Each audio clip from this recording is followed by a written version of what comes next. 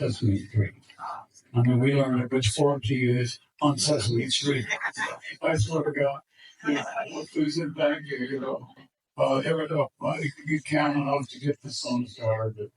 But so when I was asking over to do the Muppet show, I mean, it was like I walked onto the set with Jim Henson, and Dave and Frank and just this. It was like I was never a member of a gang that had a tree house when I was a kid. It's like I walked into a tree house. I mean, I've never been treated in a more humorous, just poking at you way that, if I'm standing talking to Jim Henson and Kermit and Frank Haas, and Piggy, there were five of us in the conversation. And flat out, Piggy will say things to me that Frank would never say. It's wonderful. And it was the beginning of an amazing relationship.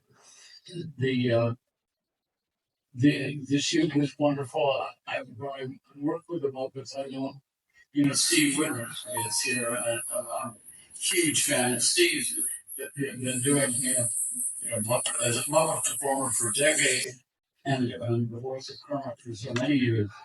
But I haven't seen the performer. But the great thing is that from the very beginning, Jim gave me a chance to also to get involved in the creative process. He said, "Oh, I just acquired a wonderful children's book called Everybody's Job and Actress, and I would love it if you'd write the songs for it." Now, very Americana, was very different from what John was writing. It was like going home to do the work. I've never had things come out of me more easily than that. And I think that was, in a lot of ways, probably an audition for the Muppet Movie. And when he asked me to write the songs for the Muppet Movie, I had just finished A Star is Born with Kenny Asher writing almost all the songs. I wrote everything with Barbara, with Woman in the Moon, Watch Closely Now, with Mama Look at You, all it's, I think 7 songs in all. Kenny and I wrote most of them.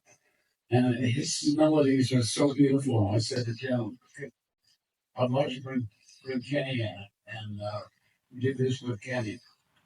And it's just, it's amazing that movie, and especially, a couple songs in that movie are just, they have a life of their own. And I think that in Rainbow Connection, there's an energy that is still there that is pure, and it's absolutely Jim. And Jim was the easiest person I've ever worked with. When we sat down, we had a meeting in my house in the Hollywood Hills. Frank and Jim, Dave was there or not. But Jerry with Jerry Joel, the screenwriter, and talking about what's going to be done. It's like a road picture. They're getting together, how the Muppets get together and the like. And at the end of the meeting, I walked Jim to his car, and I said, Jim, this is a big deal. I know, and Kenny and I are not going to surprise you. We'll make sure that you hear the songs while we're working on them. He said, Paul, that's not necessary. I'll hear them in the recording studio when you record them. And it's like, the elements of kindness is the best way for me to describe working with Jim, because he trusted his instincts, and I think he got the best of us by letting us do the work and not ride herd on us. There were times when he didn't love something, and he was better at not loving something than most people are when they just love it. I mean, he would be, oh. There's a song that Kenny and I wrote. I'm not going on the rails, but there's a scene in the movie that did not have a song, just designated to be written for. And it's a scene with Gonzo, and they break down in the desert on the way to Hollywood. And they're gathered around the fire, and Gonzo's a landlocked bird, and I think he's my favorite Muppet, and it's the one that I think we're all landlocked birds. Gonzo's a landlocked bird. And Kenny and I said, you know what?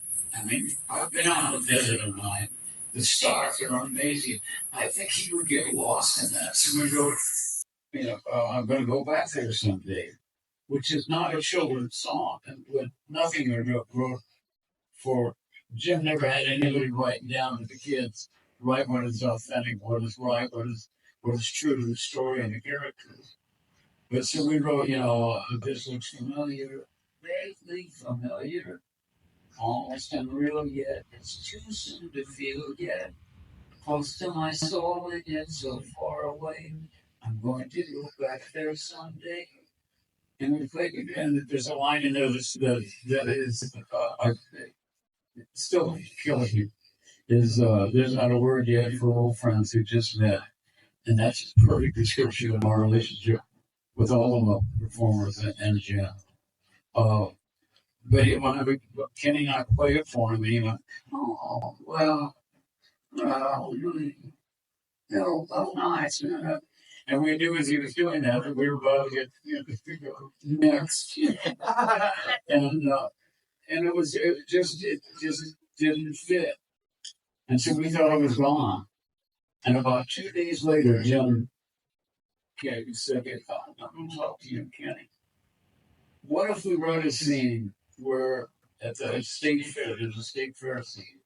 What if Gonzo buys a bunch of balloons for Camilla, his chicken girlfriend, but he buys too many, and they're helium balloons, and it takes him up into the air, and he experiences flight.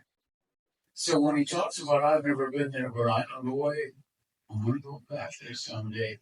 He's just had this awakening, this spiritual awakening of where he comes from and how much he is. And I mean, I just,